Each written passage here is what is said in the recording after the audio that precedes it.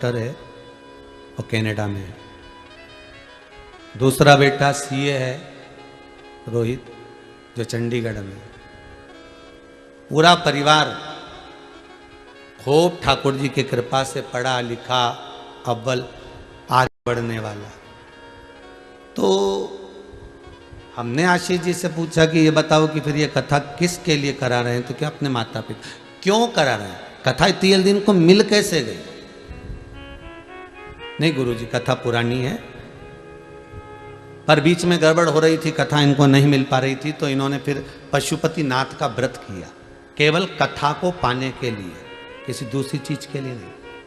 दुनिया के लोग पशुपति व्रत कर रहे होंगे कि बेटों के जॉब के लिए, नौकरी के लिए, सर्विस के लिए, धंधे के लिए, व्यापार के लिए, व्यवसाय के लिए, ये कार्य के लिए, वो कार्य के लिए। पर ये गर्ग जी, रमेश कुमार जी गर्ग चंडीगढ़ वाले, ये जो कथा, केवल कथा मिल जाए उसके लिए पशुपति व्रत कर रहे हैं।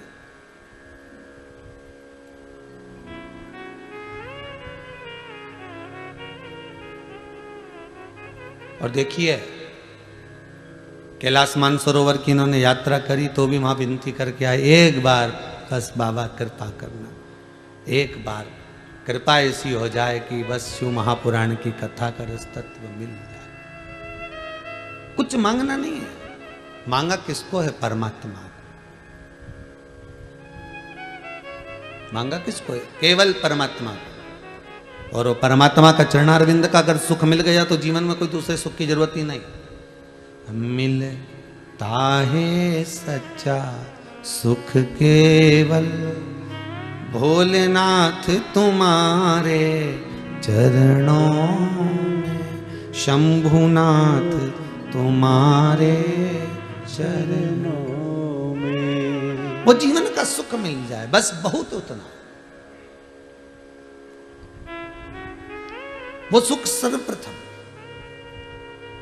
आप अपशब्द कह दोगे, कह थोड़ी देर के लिए आपने अपशब्द कह दिया, थोड़ी देर के लिए आपके मुख से अपशब्द निकल गया, थोड़ी देर के लिए आपके मुख से गाली निकल गई, थोड़ी देर के लिए आपके मुख से ताने निकल गए, थोड़ी देर के लिए आपने किसी का दिल दुखा दिया। पर उतना याद जरूर रखना कि बेर का पेड़ जब जब यहाँ से जाओ ना, जब जब कहीं निकल के जाओ ना, तो बेर का पेड़ मिल जाए तो समझ लेना ये भी वही है, अपने ही रिश्तेदार। इन्हें खूब गाली बकी ने, बापड़ा बेचारा पेड़ बन के खड़ा हो गया।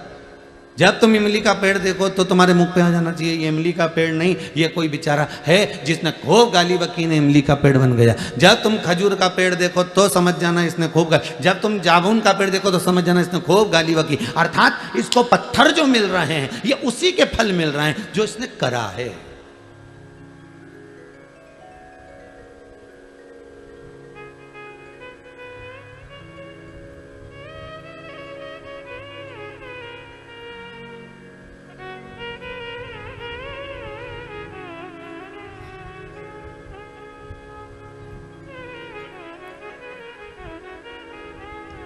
आज सुबह हम स्कंद पुराण पढ़ रहे थे थोड़ी सी, तो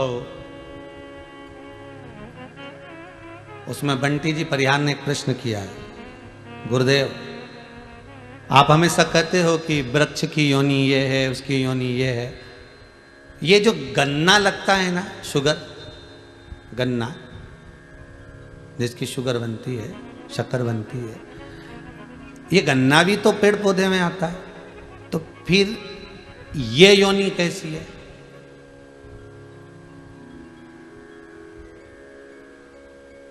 अब देखिए भैया, जितने लोग टीवी के सामने बैठो बड़ा ध्यान दीजिएगा कि गन्ने की भी तो योनि हुई ना, फिर ये योनि कैसी?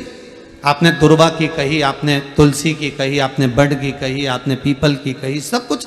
तो ये जो गन्ना है जिसको लोग जूस निकाल कर पीते हैं, गन्ने का रस पीते हैं, इसकी योनि क्या?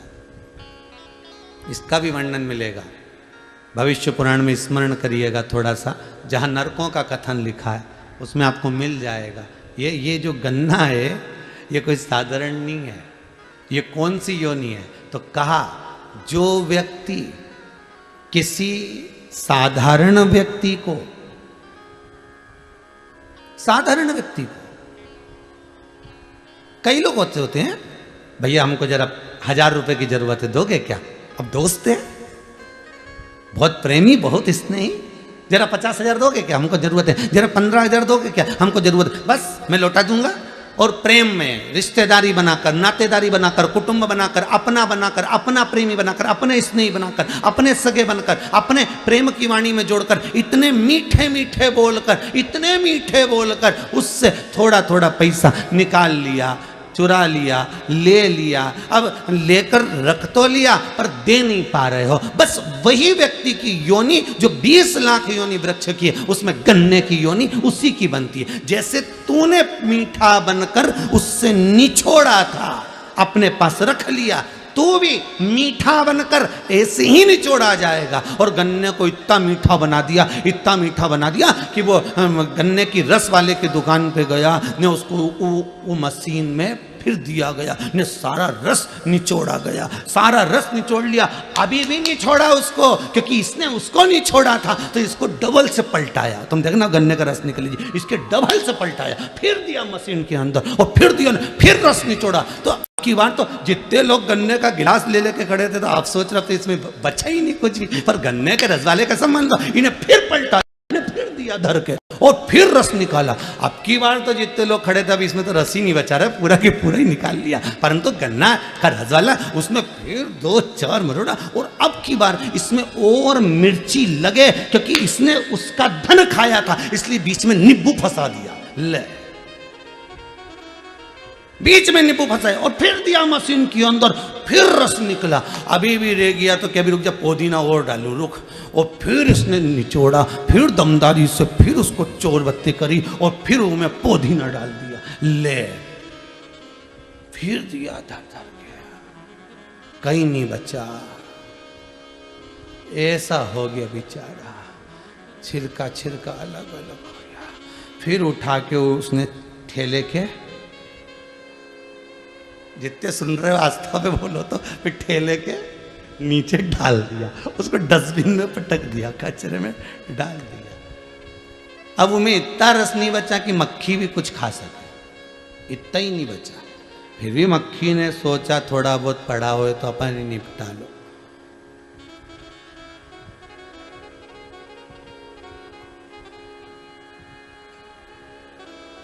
अब कहा रेते पान चुराए पर गन्ने का रस पीने गए तहसील चुराए। गन्ने का रस पीने गए भोपाल नाका, गन्ने का रस पीने गए हाउसिंग बोर्ड कॉलोनी।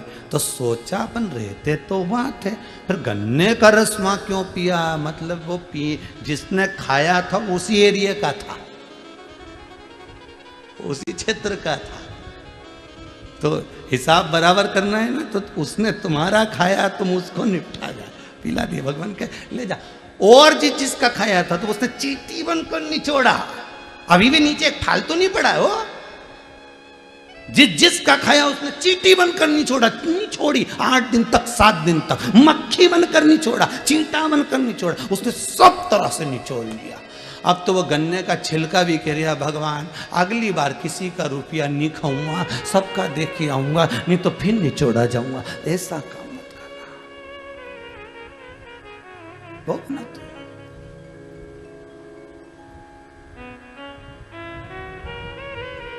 मान लो किसी का ले भी लिया है तो हाथ जोड़कर कहना साहब, तो शंकर से कहना, शंभो से कहना, मेरे ओ घड़ी मेरे विश्वनाथ मेरे शंभो से कहना, मरना मारना है, मेरे को मरना है, प्राण छूटना है, संसार में जो आया है वो मरेगा, पर निवेदन इतना सा है जब तक मैं किसी का चुका ना दूं तब तक उठाना मती नाक, मेरे को गन्ना नहीं बनना है। भगवान से कहना मुझे ऐसा।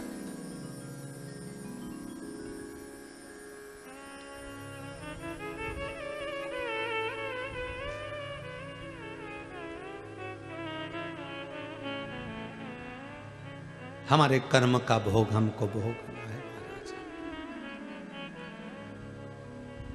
कोई दूसरा नहीं भोगेगा, कोई दूसरा नहीं, पत्नी नहीं भोगेगी, बच्चे नहीं भोगेंगे, कोई नहीं भोगेगा, भोगना आपको है। ऐसा कर्म करते चलना जिंदगी में जिसमें सुख का अनुभव हो आपको।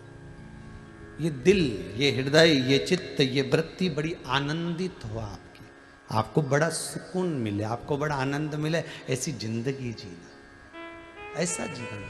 संत जो होते हैं ना, साधु जो होते हैं ना, गुरुजन जो होते हैं, जो सत्य के गुरु हैं, जो सत्य के साधु हैं, जो सत्य के तपस्वी के भाव का आनंद ले रहे हैं,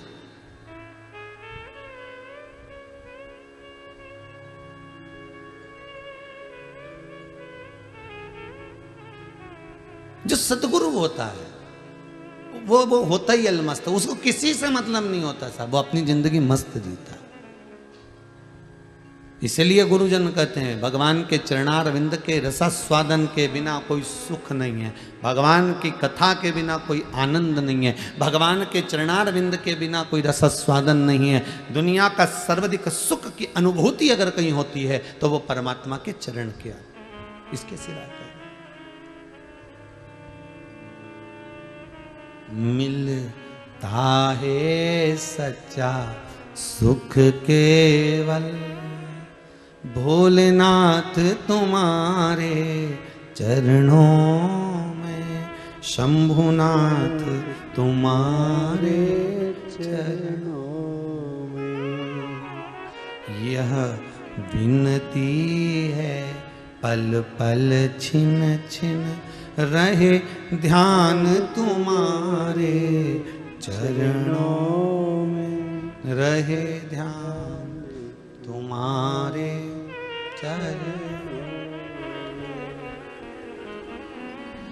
चाहे कांटों पर मुझे चलना हो, चाहे छोड़ के देश निकलना हो, चाहे कांटों पर मुझे चलना हो, चाहे देश निकलना हो, चाहे कांटों पर मुझे चलना हो, चाहे छोड़ के देश निकलना हो, चाहे कांटों पर मुझे चलना हो, चाहे छोड़ के देश निकलना हो, पर मन नहीं डगमग मेरा हो, पर मन नहीं डगमग मेरा हो, रहे ध्यान तुम्हारे चरणों में, रहे ध्यान तुम्हारे चरणों में। विनती है पल पल छिन छिन, यही विनती है पल पल छिन छिन, रहे ध्यान तुम्हारे चरणों में, रहे ध्यान तुम्हारे चरणों में।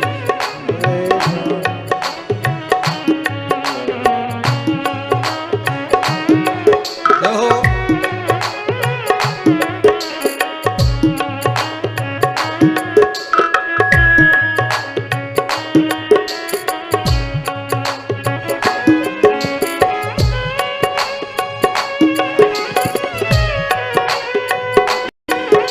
हर बोले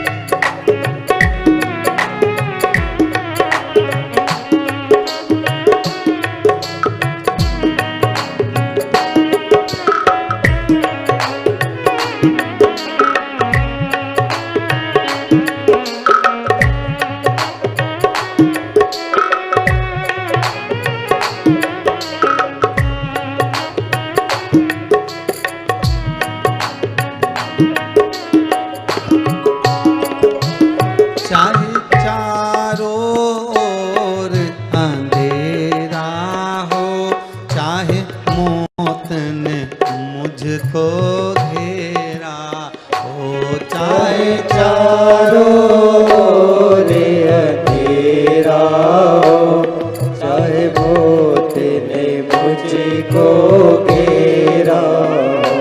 चाहे चारों ओर अंधेरा हो, चाहे मौत ने मुझको घेरा हो। चाहे चारों ओर अंधेरा हो, चाहे मौत ने मुझको घेरा हो। पर मन नहीं डगमग मेरा हो, पर मन नहीं डगमग मेरा हो। रहे ध्यान तुम्हारे चरणों में, रहे ध्यान तुम्हारे चरणों में। मिलता है सच्चा सुख केवल भगवान तुम्हारे चरणों में, भोलेनाथ तुम्हारे चरणों में। भोलेनाथ तुम्हारे चरणों में, शंभुनाथ तुम्हारे चरणों में। भोलेनाथ तुम्हारे चरणों में, शंभुनाथ तुम्हारे चरणों में। जय हो।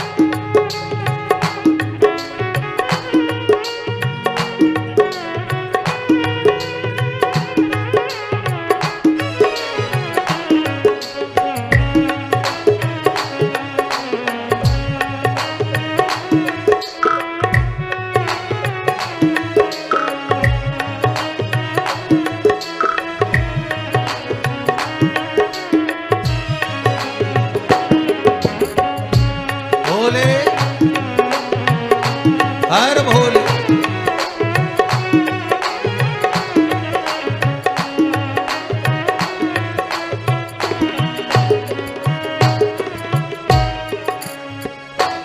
चाहे अग्नि में मुझे जलना हो, चाहे छोड़ के देश निकलना हो।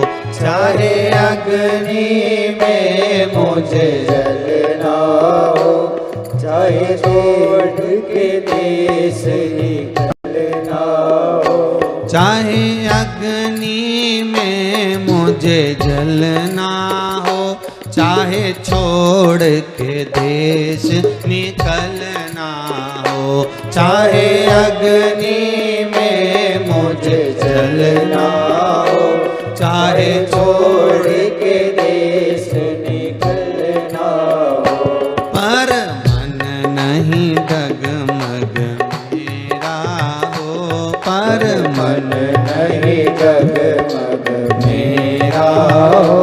रहे ध्यान तुम्हारे चरणों में, रहे ध्यान तुम्हारे चरणों में। मिलता है सच्चा सुख केवल भगवान तुम्हारे चरणों में, भोलेनाथ तुम्हारे चरणों में। शंभुनाथ तुम्हारे चरणों में, शंभुनाथ तुम्हारे चरणों में। विश्वनाथ तुम्हारे चरणों में, विश्वनाथ तुम्हारे चरणों में। सोमनाथ तुम्हारे चरणों में, सोमनाथ तुम्हारे चरणों में। हर हर के पावन चरणारविंद का सुख मिले। कर्म का भोग भोगना तो है, कैसे भी भोगना पड़ेगा, पर भोगना है।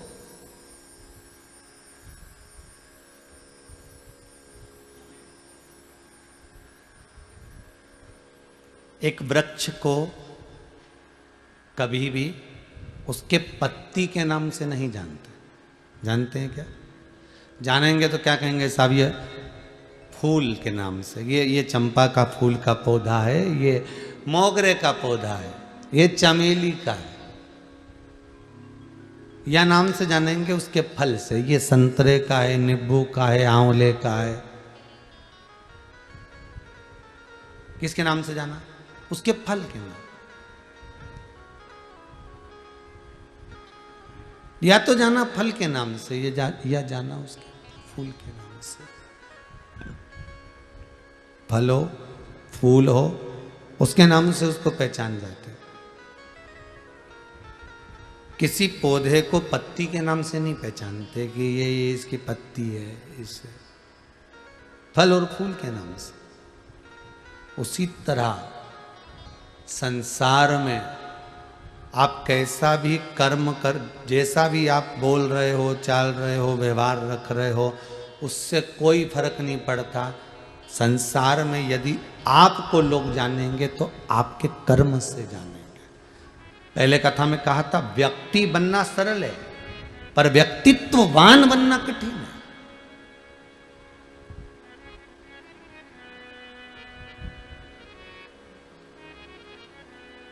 व्यक्ति बनना सरल है, पर व्यक्तित्ववान बनना कठिन है। एक ही नाम के ना जाने कितने लोग होंगे साहब। भेरू भेरू भेरू भेरू निकालो तो सारी संसार में ढेर भेरू। राम किशन ढेर राम किशन, जगदीश जगदीश ढेर जगदीश, मनीष मनीष ढेर मनीष, प्रदीप प्रदीप ढेर प्रदीप, अनिल अनिल ढेर अनिल, दीपक दीपक ढेर दीपक, अशोक अशोक, आकाश आकाश, अभिषेक अभिषेक ढेर, रवीन रवीन ढेर रवीन, दीनानाथ दीनानाथ ढेर दीनानाथ ढेर पड़े।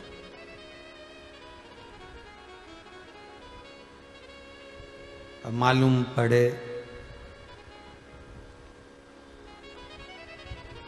राशि भी एक है, नाम भी एक है। एक तो ऊंचे सिंहासन पर बैठा है, दूसरा मालूम पड़े कि ठेला धका रहा। नाम का कोई फर्क पड़ा क्या? जितने टीवी पर कथा सुन रहे हो ईमानदारी से बोलना, नाम का कोई फर्क पड़ता है क्या? नहीं।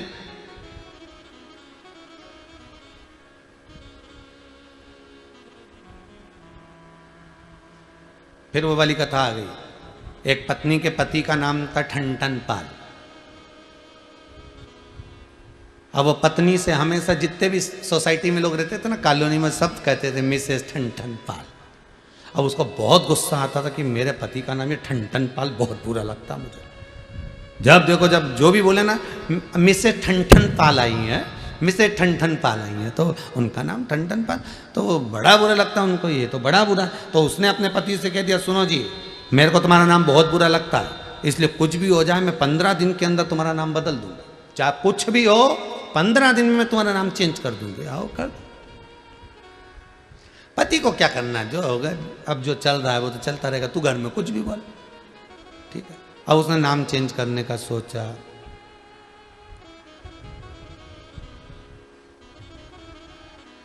आगे गई एक बार मार्केट घूमने की, कोई अच्छा नाम ढूंढ के आऊं। जाते जाते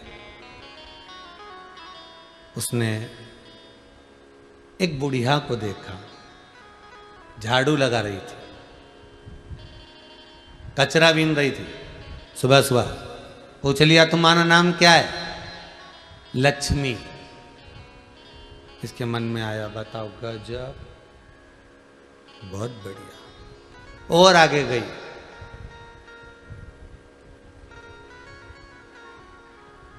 और आगे गई।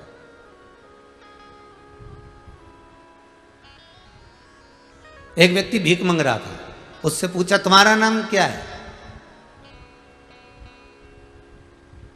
कुबेर, सिंह, अच्छा, मन में आया गजब, और आगे गई, किसी से पूछा क्यों, किसकी अर्थी जा रही है, कौन मर गया, अमर सिंह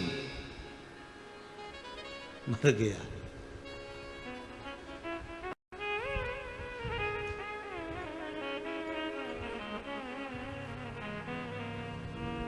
घर वापिस आ गई, वापिस मोहल्ले के लोगों ने पूछा क्यों, नाम मिल गया, क्या करूं ढूंढ के, लक्ष्मी झाड़ू लगाए, कुबेर भीख मांगे, अमर मर गया, इससे तो मेरा ठन ठन पाल भला, क्या करना। नाम बदलने से कुछ नहीं होगा, कुछ भी नहीं होगा।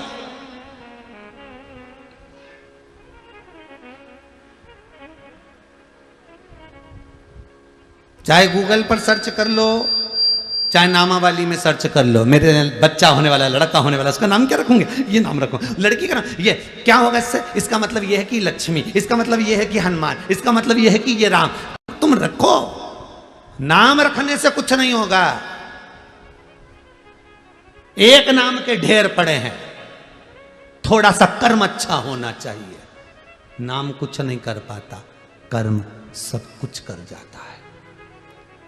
एक साधारण सा गरीब सा व्यक्ति भी, एक सिंपल सा साधारण सा व्यक्ति भी अपने कर्म के कारण आगे बढ़ जाता है, अपने कर्म के प्रभाव से।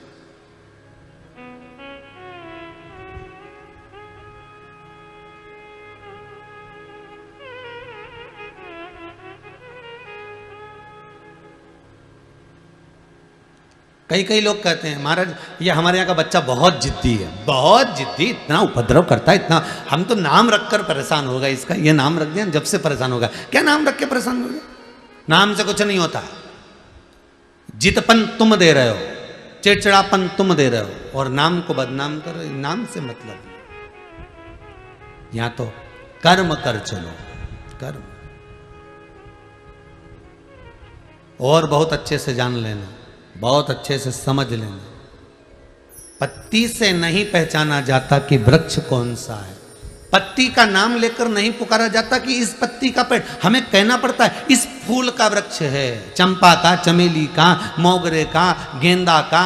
हम उसके फूल से उसको पहचान कर करें, ये गेंदे का है, ये चमेली का है, ये बिजली का है, या हम फल से करें, ये केरी का है, ये बेर का है, ये आंवले का है, ये नींबू का है, ये संतरे का है, ये आंवले का है, ये उसके फल से पहचाना, पत्ती से नहीं। उसी तरह तुम्हारे जीवन में कितने ही उतार चढ़ाव आ जाए, तुम्हें उससे कोई नहीं पहचानेगा, पहचानेगा तुम्हारे कर्म से। तुमने कर्म कौन सा करा, उस कर्म से तुम्हें पहचाना जाएगा। अच्छा कर्म करोगे, जगत में तुम्हारा नाम उसी नाम से जाना जाएगा। बेकार कर्म कर दिया, उसी नाम से तुम्हें पहचानेगा, अरे बेकार, बहुत बेकार, ये वही है, कर्म से पहचाना है। कुछ अच्छा करिए। मानव की देह पाने के बाद में अगर हम बेकार कर्म, तो मानव की देह पाने के बाद में एक कर्म जरूर करना, किसी सदगुरु की शरण जाकर उसकी स्मरण में, थोड़ी सी भक्ति में, थोड़े से स्मरण में डूबने का प्रयास कर।